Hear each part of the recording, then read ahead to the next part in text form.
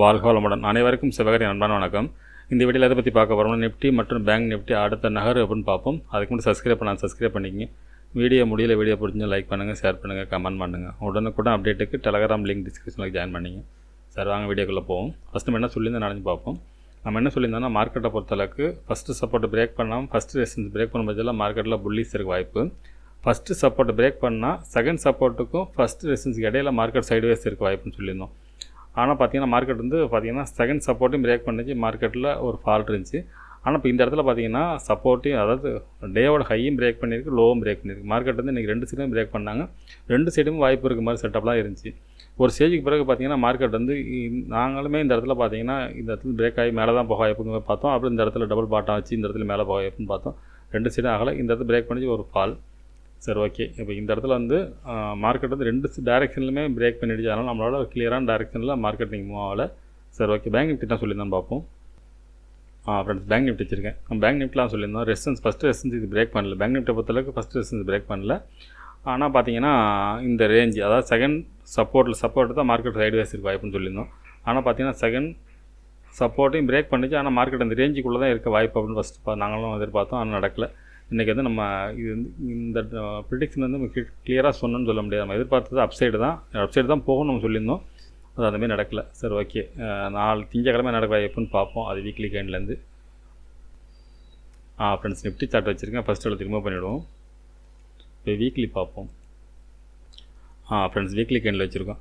இந்த வீக்லி கேண்ட் செட்டப்படி பார்த்தோம்னா மார்க்கெட்டை பொறுத்தளவுக்கு இந்த வாரம் பார்த்தீங்கன்னா ஹேங்கிங் மேன் ஹையை பிரேக் பண்ணாலும் மார்க்கெட் அப்சைடு போக வாய்ப்பு வந்துருக்கும். ஆனால் பார்த்தீங்கன்னா இந்த ஹேங்கிங் மேன் ஹையை பிரேக் பண்ண முடியல.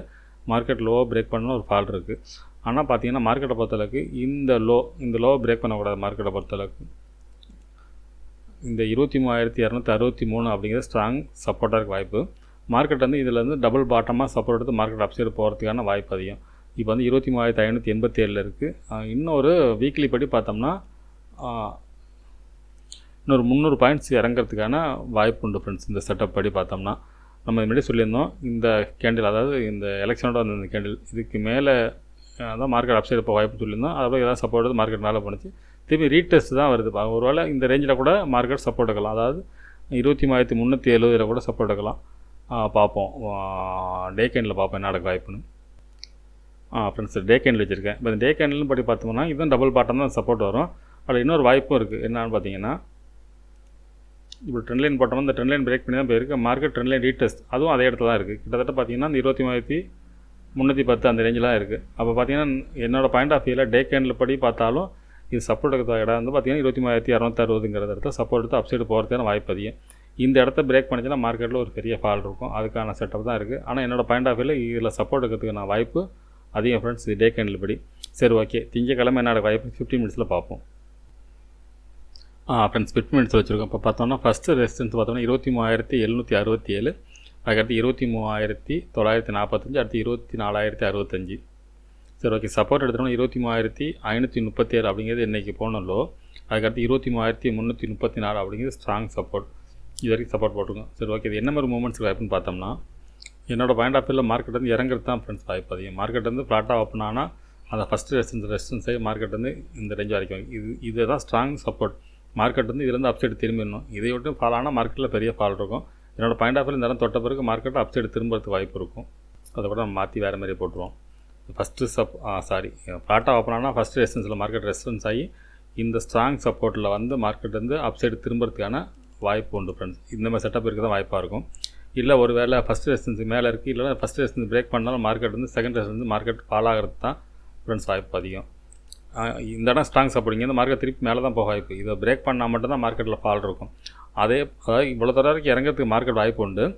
அதே மார்க்கெட்டை அப்சைடு திரும்பணும்னா இந்த 24,065 இந்த தேர்ட் ரெசிஸ்டன்ஸை பிரேக் பண்ணால் மட்டும்தான் மார்க்கெட்டில் அப்சைடு எதிர்பார்க்கலாம். அது வரைக்கும் மார்க்கெட்டில் அப்சைடு கொஞ்சம் வாய்ப்பு கம்மி தான். மேலே போனாலும் கீழே தான் வரும். ஆனால் இது ஸ்ட்ராங் சப்போர்ட், இது ஸ்ட்ராங் ரெசிஸ்டன்ஸ். அதாவது நம்ம கொடுத்துருக்க செகண்ட் சப்போர்ட் ஸ்ட்ராங் சப்போர்ட் 23,334 அப்படிங்கிற ஸ்ட்ராங் சப்போர்ட்டு. அதுபோல் 24,065 ஸ்ட்ராங் ரெசிஸ்டன்ஸ். இந்த ரேஞ்சுக்குள்ளே மார்க்கெட் இருக்கிறதுக்கான வாய்ப்பு அதிகம் ஃப்ரெண்ட்ஸ். இதில் எந்த டைரெக்ஷனில் பிரேக் பண்ணதோ அந்த டைரெக்ஷனில் போகிறதுக்கு வாய்ப்பு இருக்கும். இது ஒரே நாளில் இவ்வளோ தூரம் போகிறதுக்கு வாய்ப்பு கிடையாது. அதுக்கு இடையில் இந்த ரேஞ்சு இருக்கும். இந்த ரேஞ்சு எப்போ பிரேக் பண்ணதோ அந்த டைரெக்ஷனில் போகும்.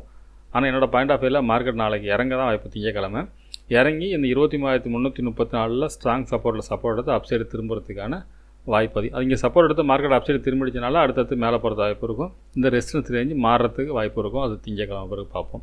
ஓகே ஃப்ரெண்ட்ஸ், பேங்க் நிஃப்டி பார்ப்போம். ஃப்ரெண்ட்ஸ் பேங்க் நிஃப்டி வச்சுருக்கேன். ஃபஸ்ட் எடுத்து ரிமூவ் பண்ணிவிடுவோம். இது வீக்லி பார்ப்போம். ஃப்ரெண்ட்ஸ் வீக்லி கேண்டில் வச்சுருக்கேன். வீக்லி கேண்டில் பார்த்தீங்கன்னா இந்த ஹேங்கிங் மேன் ஹையை பிரேக் பண்ணி தான் அப்சைடு போயிருந்திருக்கும் மார்க்கெட். ஆனால் மேலே பிரேக் பண்ண முடியாத தான் ஃபால் ஆகிருக்கு. இதுக்கும் பார்த்தீங்கன்னா ஸ்ட்ராங் சப்போர்ட் ஏரியான்னு பார்த்தோம்னா இந்த கேண்டிலோட கீழே தான் கிட்டத்தட்ட 49,780 அப்படிங்கிறது தான் ஸ்ட்ராங் சப்போர்ட்டாக இருக்கும். இந்த இடம் இது பல தரம் சப்போர்ட் எடுத்துருக்காங்க. கிட்டத்தட்ட பார்த்தீங்கன்னா ஒரு 4-5 தடவை இந்த இடத்துல சப்போர்ட் எடுத்துருக்காங்க. இதுதான் ஸ்ட்ராங் சப்போர்ட்டாக இருக்கும். அதுபோல் பார்த்தீங்கன்னா இதுக்கு ட்ரெண்ட் லைன் சப்போர்ட் இருக்குது. அதுவும் பார்த்தீங்கன்னா கிட்டத்தட்ட சப்போர்ட்டில் நியரஸ்ட் இருக்க மாதிரி தெரியுது. பார்த்தோம்னா கிட்டத்தட்ட சப்போர்ட் கிட்ட தான் இருக்குது. ட்ரெண்ட் லைன் சப்போர்ட் படி பார்த்தாலும் மார்க்கெட் வந்து ட்ரெண்ட் லைன் சப்போர்ட் இருக்கிறது வாய்ப்பு அதிகமாக தான் தெரியுது. மார்க்கெட்டை பொறுத்தளவுக்கு என்னோடய பாயிண்ட் ஆஃப் வியூவில் இது வந்து ஸ்ட்ராங் சப்போர்ட்டாக இருக்க வாய்ப்பு இருக்கும். இந்த கேண்டில் லோவாக இருக்கும். கிட்டத்தட்ட 50,369 அந்த ரேஞ்சுங்கிறது ஸ்ட்ராங் சப்போர்ட்டாக இருக்கிறதுக்கான வாய்ப்பு அதிகம் ஃப்ரெண்ட்ஸ். இது வீக்லி படி. சரி, ஓகே, டே பார்ப்போம். டேவும் அதான் இருக்கும் கிட்டத்தட்ட பார்ப்போம். ஃப்ரெண்ட்ஸ் டே கேண்டில் வச்சுருக்கேன். டே கேண்டில் படி பார்த்தீங்கன்னா இதுதான் சப்போர்ட்டாக இருக்கும். அதாவது 50,370 அப்படிங்கிறது ஸ்ட்ராங் சப்போர்ட்டாக இருக்கிறதுக்கான வாய்ப்பு அதிகம். ஆனால் எப்போ ஃபால் பெருசாக இருக்குன்னு பார்த்தீங்கன்னா 49,650 பிரேக் பண்ணால் மார்க்கெட்டில் அடுத்தது பெரிய ஃபால் இருக்க வாய்ப்பு இருக்கும் ஃப்ரெண்ட்ஸ். சரி, ஓகே, நம்ம டே 15 மினிட்ஸில் பார்ப்போம் திங்கக்கிழமை நடக்க வாய்ப்புன்னு.